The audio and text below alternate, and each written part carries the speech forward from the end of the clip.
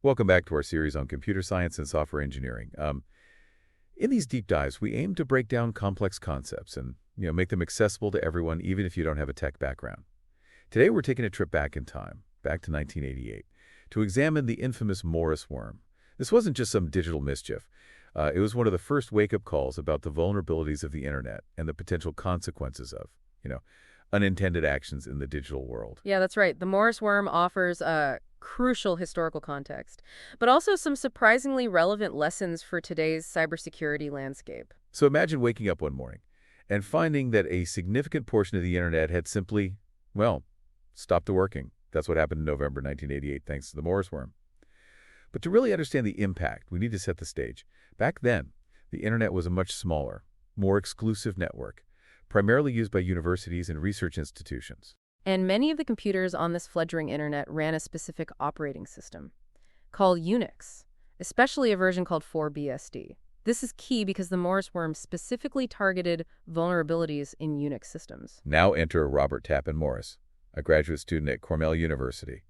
His father, interestingly enough, was a renowned cryptographer at the NSA. And that family background in security makes the story even more intriguing. Morris claimed his goal wasn't malicious destruction.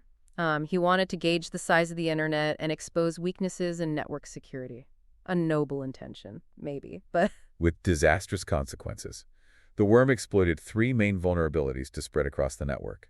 First, it took advantage of a bug in the SendMail program, which was commonly used for sending email. It also exploited a weakness known as a buffer overflow flaw in the finger service. Now, finger was used to get information about users on a system. The worm would send more data than the finger service could handle, causing it to overflow, and allowing the worm to inject its own code. And lastly, it leveraged the fact that many systems back then had weak or default passwords. And networks often operated on a high degree of trust between connected computers. The worm used this trust to its advantage to hop from one system to another. These specific vulnerabilities are mostly obsolete today, thanks to decades of advancements in security practices. But the core concepts of how they worked are still relevant for understanding modern-day exploits. This is where it gets really interesting. Morris, in an attempt to be clever, programmed the worm to copy itself to a computer even if it was already infected. His idea was to prevent being fooled by fake signals indicating a machine was clean. However, this decision backfired spectacularly. Instead of cleverly ensuring the worm's spread, it caused multiple infections on the same computer, essentially overloading them and slowing them down to a crawl. It was an accidental denial of service attack far exceeding his intended impact. It's a prime example of how even a seemingly small decision in coding can have huge unintended consequences, especially within a complex interconnected system like the internet. So what was the actual fallout of this digital chaos? We know it wasn't Morris's intention, but the worm did serious damage. Right. It's estimated that around 6,000 major Unix machines were infected. To put that into context, that was a substantial portion of the internet at the time. Wow, a real digital pandemic. How did people even begin to clean up such a widespread mess? Well, the internet was effectively partitioned for days. Entire networks had to disconnect to isolate the worm and clean up infected systems. Can you imagine the internet going dark for days in today's world? It's hard to even fathom. People rely on the internet for almost everything now. The disruption would be unimaginable. Exactly. It underscores just how reliant we've become on the internet and the potential for chaos that cyber attacks can cause. The estimated cost of the damage from the Morris worm was anywhere between $100,000 and $10 million. A huge sum back then. And that's just the direct financial cost. It's almost impossible to quantify as the disruption and lost productivity it caused. But beyond the immediate impact, the Morris worm had some lasting positive consequences, right? It absolutely did. In fact, you could argue that the incident was a turning point for cybersecurity. For one, it led to the creation of CERT PCC, the Computer Emergency Response Team Coordination Center. I've heard of CERT. They play a huge role in responding to internet security incidents even today. They do. They help coordinate responses to major cyber attacks, vulnerabilities, and security threats. And this organization was a direct result of the need for a coordinated response to incidents like the Morris worm. So from this chaos came an organization that's critical for helping keep the internet safe today. What about Robert Morris himself? What happened to him after unleashing this worm? Well, his case was a landmark one. It led to the first felony conviction in the United States. Under the 1986 Computer Fraud and Abuse Act, Morris was found guilty and sentenced to 3 years of probation, 400 hours of community service, and a significant fine. That must have sent shockwaves through a nascent internet community. It established that there were real legal consequences for irresponsible coding and cybersecurity breaches. Absolutely. It was a stark reminder that actions in the digital world have real-world implications, and that even well-intentioned experiments can have unintended consequences. Okay, so we've walked through the history of the Morris worm. But what are the key takeaways for us today? Why is it still relevant in the 21st century? The Morris worm, despite being a product of the 1980s, holds valuable lessons that are surprisingly relevant to the cybersecurity challenges we face today. For starters, it highlights the importance of rigorous testing and debugging in software development. So if Morris had tested his worm more thoroughly in a controlled environment, he might have caught that replication flaw and prevented the widespread damage. Exactly. It's a reminder that seemingly small errors in code can have catastrophic consequences, especially in complex systems. It's like building a bridge without properly testing its load-bearing capacity. You're just asking for trouble. That's a great analogy. What other key takeaways from the Morris worm are relevant to modern software development? Well, it underscores the need for developers to consider security implications from the very beginning of the design process. It's not enough to just make software that works. It needs to be built with security in mind from the ground up. So security should be baked into the design, not an afterthought. Precisely. And finally, the Morris worm emphasizes the importance of responsible disclosure of vulnerabilities. If you find a security flaw, report it responsibly to the relevant authorities or software developers so it can be fixed before it's exploited by malicious actors. Don't unleash it on the world like a digital plague, no matter how tempting that might be. Exactly. Ethical hacking and responsible disclosure are crucial aspects of building a more secure internet. We'll dive into those concepts in more detail in a future episode.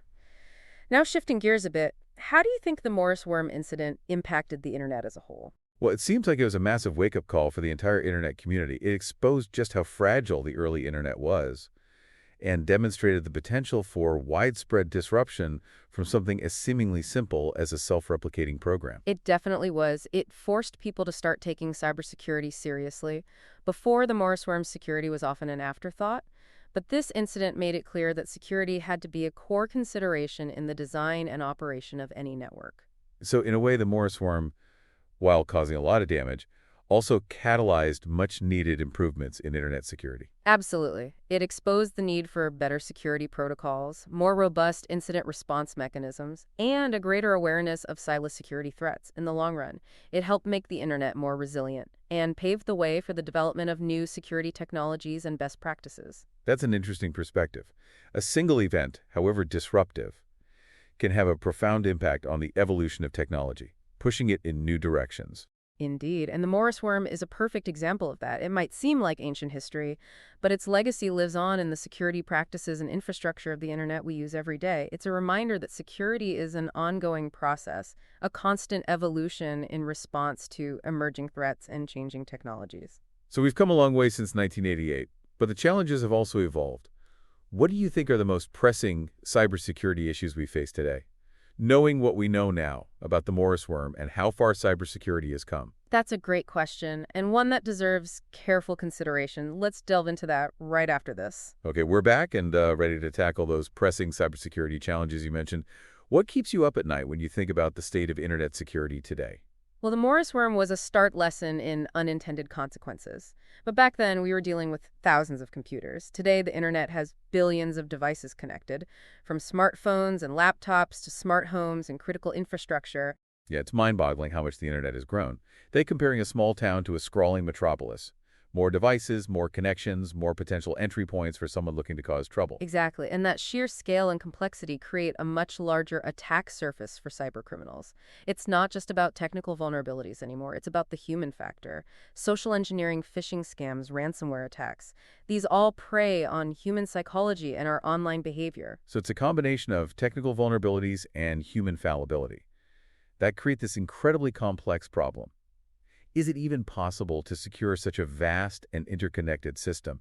It feels almost like trying to secure an entire country's border, except the border is constantly shifting and expanding. It's a challenge for sure, but not an insurmountable one. We need a multifaceted approach combining robust technological solutions with education and awareness. Think of it as building a strong defense with layers of protection. Okay, let's unpack that. What kind of technological solutions are we talking about?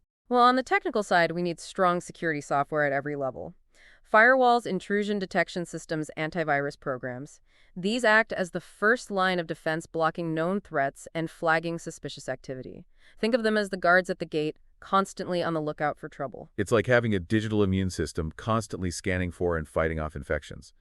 But even with the best security software, there's always the risk of new unknown threats. Absolutely. That's why staying ahead of the curve with software updates is critical. Patches often contain fixes for known vulnerabilities, closing those security gaps before they can be exploited. So don't ignore those update notifications. They might seem annoying, but they're crucial for maintaining a strong defense. Exactly. And we can't forget about the basics, like strong, unique passwords for each of our online accounts. And whenever possible, enabling multi-factor authentication adds another layer of security. I've been using a password manager for years, and it's been a lifesaver. It generates and remembers complex passwords, so I don't have to worry about juggling dozens of different ones. That's great to hear. Password managers are a fantastic tool. And data encryption is another key piece of the puzzle. Encrypting sensitive data, both while it's being transmitted and when it's stored, helps protect it from unauthorized access. So it's like putting your valuable information in a digital vault, making it much harder for cybercriminals to get their hands on it. But even with all these technical solutions, we're still reliant on people making smart choices online. You're absolutely right. Technology alone isn't enough. We need to educate ourselves and others about cybersecurity best practices. It's about raising awareness and changing our behavior online. So being more mindful about the websites we visit, the links we click, and the information we share online, it's like practicing good hygiene, but for our digital lives. Exactly. And always be wary of phishing scams and social engineering tactics. Cybercriminals are getting increasingly sophisticated in how they try to trick people into giving up personal information or clicking on malicious links. It's a constant cat and mouse game, but it sounds like the best defense is a combination of being informed, cautious, and using the right tools. Absolutely. And another crucial step is backing up our important data regularly if the worst happens, like a ransomware attack or data loss. Having a recent backup can be a lifesaver. It's like having an insurance policy for your digital life. Makes sense. So we've talked about individual responsibility. But what about organizations and businesses? What role do they play in this fight against cybercrime? Organizations have a huge responsibility to foster a culture of cybersecurity. This means promoting secure coding practices, providing regular security awareness training to employees, and encouraging open communication about potential threats. Think of it as building a security-conscious community. It sounds like everyone needs to be on the same page, working together to create a stronger, more resilient defense. Exactly. Cybersecurity is a shared responsibility. We all have a role to play, from individuals practicing good digital hygiene to organizations building secure systems and governments enacting sensible regulations. Well said. It seems like we've come a long way since the Morris worm, but the challenges have also evolved significantly. It's a constant race to stay ahead of the threats.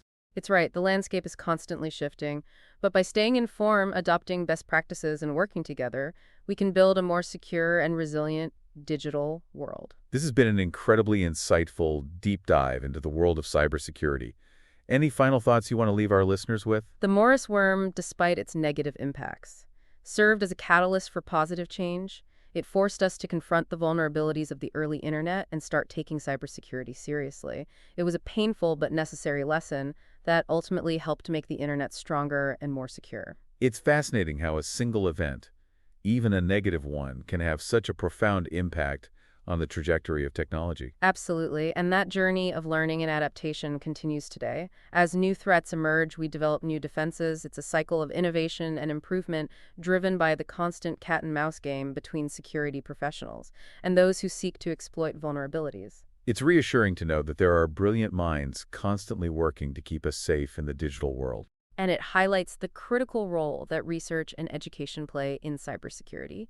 We need to keep pushing the boundaries of knowledge and training the next generation of security experts to tackle the challenges of tomorrow. Couldn't agree more. Knowledge is power, especially in the digital realm. So as you continue your exploration of computer science and software engineering, remember that cybersecurity is an integral part of the equation. It's not just about building cool technologies. It's about building them responsibly and securely, with an eye toward protecting users and data. Well said. And to our listeners, thank you for joining us on this deep dive into the Morris worm and the evolving world of cybersecurity.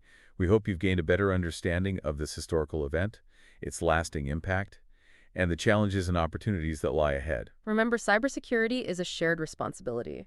By staying informed, practicing good digital hygiene, and supporting the development of robust security solutions, we can all contribute to a safer and more secure online world. Until next time, stay curious, stay safe, and keep exploring the fascinating world of computer science. And don't forget to check out the show notes for additional resources on this topic. See you in our next deep dive.